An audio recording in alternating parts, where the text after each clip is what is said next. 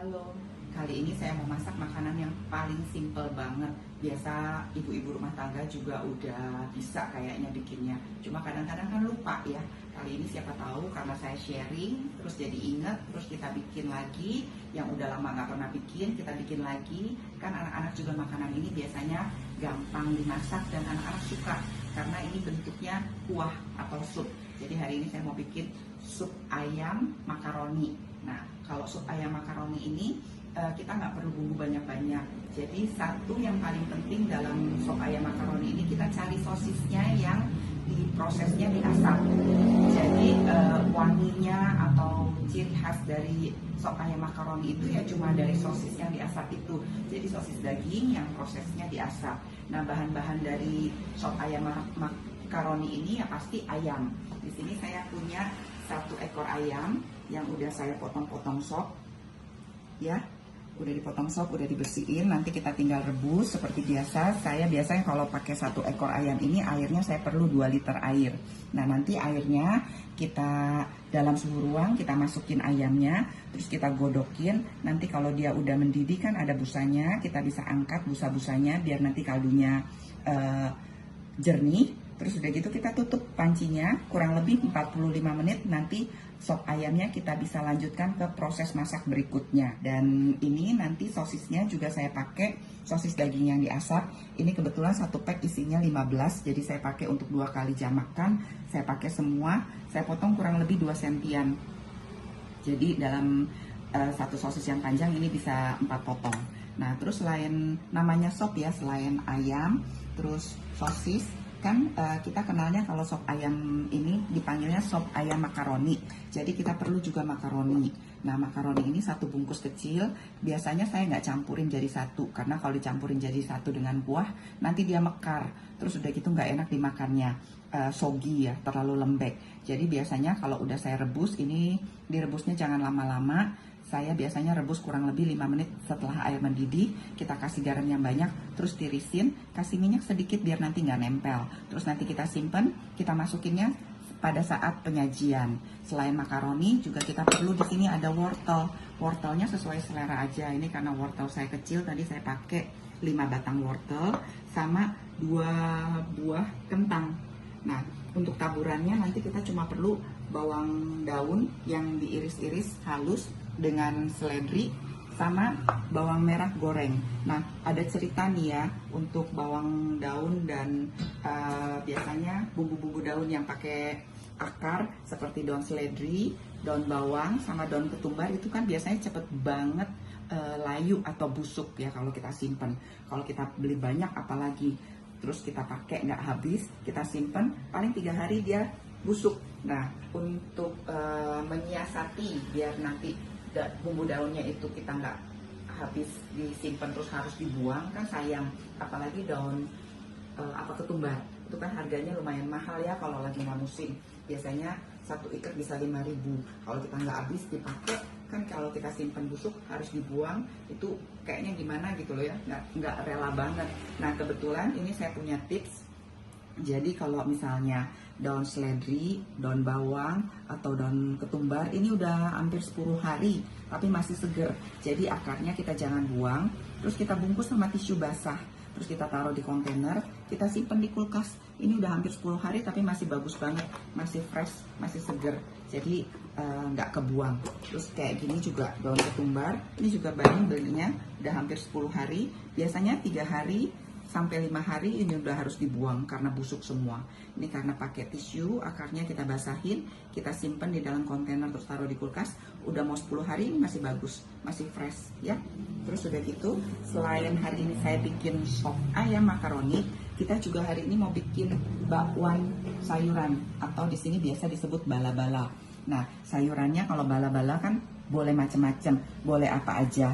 Mau cuma pakai toge dan wortel juga jadi. Kalau hari ini kebetulan saya punya bayam, terus ada romaine lettuce, ini udah disiangin, udah dibersihin, terus ada wortel yang diiris korek api, sama kol diiris halus-halus, terus kebetulan ada jagung juga, jadi saya masukin. Nah, untuk si bala-bala ini bumbunya cuma bawang putih, bawang merah, nanti saya haluskan.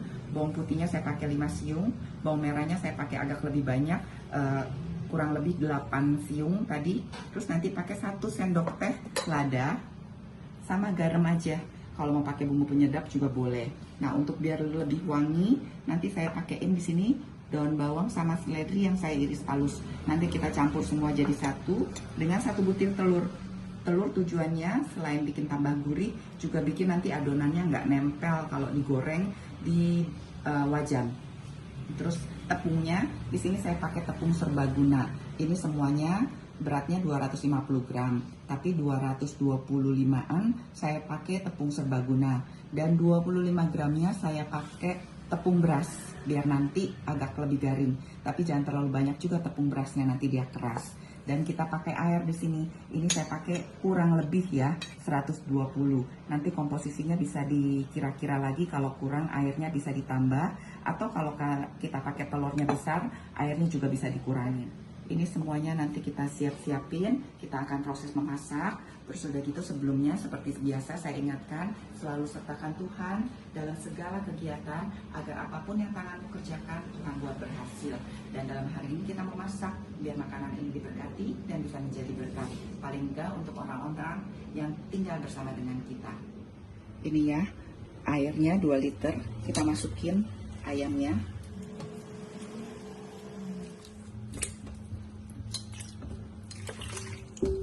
Kita nyalain, kita tunggu sampai dia mendidih, kita buangin busanya. Sekarang kita bikin bakwannya ya, atau bala-balanya. Ini tepungnya kita masukin di wadah. Terus bawang merah, bawang putihnya udah saya blender halus dengan bantuan air. Ini sengaja saya pisahin dulu ke wadah yang bersih, biar jangan kecampur dulu sama sayuran, biar gampang nanti ngaduknya. Kalau udah kecampur sayuran nanti ada yang nggak keaduk atau nggak kecampur rata. Nah, telurnya, terus ladanya 1 sendok teh ya, biar wangi. Sama garamnya secukupnya. Kalau saya pakai setengah sendok makan. Terus daun bawang seledri yang halusnya bisa dicampurin jadi satu sekalian, sama air. Airnya jangan terlalu banyak dulu, nanti kan takut sayuran mengandung air. Nanti kalau terlalu encer, gak enak digorengnya, juga pecah semua, murak. Nah, ini saya pakai 120 ml. Nanti kalau kurang, airnya bisa ditambah. Nah, diaduk rata. Seperti ini konsistensinya ya. Dia masih kental. Jadi jangan terlalu cair. Karena nanti takutnya kalau sayuran ketemu sama garam, dia akan berair. Jadi kayak gini kentalnya. Nah, ini bisa kita simpan dulu. Nanti saat digoreng baru sayurannya kita campurin semua jadi satu, jadi nggak terlalu encer. Ya, ini saya simpan nanti pada saat mau makan baru saya campur dan saya goreng. Ini udah 45 menit dibikin empuk ya dengan api kecil. Ini saya udah gedein lagi karena kita mau lanjutin proses masaknya. Kita masukin wortel sama kentang. Kita tunggu dia mendidih. Dari mendidih kita kecilin lagi biar wortel dan kentangnya matang. Kira-kira 5 menit dari airnya yang sudah mendidih. Nah, ini bala-balanya udah mau jam makan, udah mau saya siapin, mau digoreng. Ini tadi yang udah disimpan di kulkas ya, udah disiapin. Terus kita aduk lagi, kadang-kadang suka keluar air. Nah, sekarang bisa dicampurin ke sayurannya.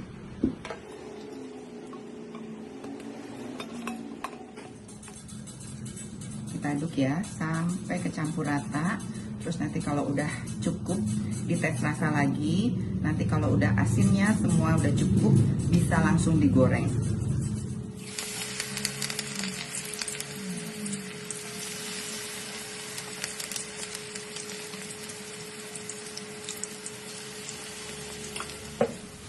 Nah, komposisinya seperti ini ya, jadi nggak terlalu banyak tepung. Ya, kalau udah kuning, udah matang, bisa langsung diangkat. Terus nanti bisa digoreng semua sampai habis adonannya. Tuh.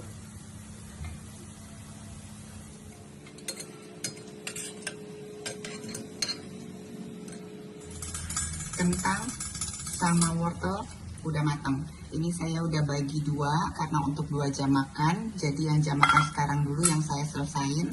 Kalau kentang sama wortelnya udah empuk, bisa ditambahin garam dan lada.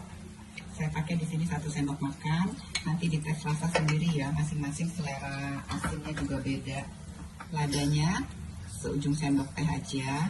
Bisa kita masukin sosisnya. Ini sosisnya saya pakai separuhnya karena separuhnya lagi untuk jam makan berikutnya. Kita tunggu sampai dia matang, bisa kita hidangin. Ini sopnya udah matang, sekarang kita tinggal serving makaroni yang tadi udah disiapin. Bisa kita masukin ke mangkok. Secukupnya ya, biasanya kalau anak-anak suka nih makaroni. Terus kita kasih supnya.